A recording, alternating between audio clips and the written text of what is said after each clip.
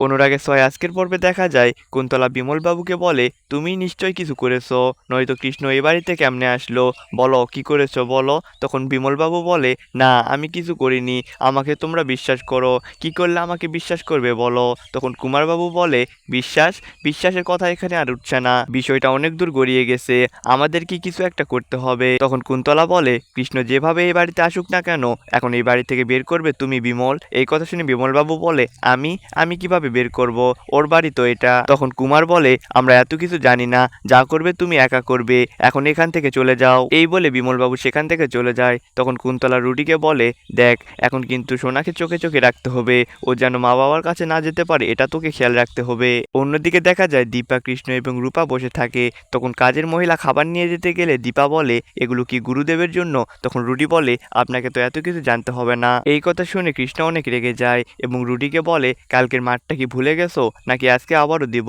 ওটা তোমার শাশুড়ি হয়, শাশুড়ির সঙ্গে কেউ কি এভাবে কথা বলে? তখন রুডি বলে, কি করবে তুমি, মারবে? আজকেও আমাকে মারবে? মারো। তো বন্ধুরা, এটাই দেখতে পাবো আমরা অনুরাগের ছোঁয়ার নতুন পর্বগুলোতে।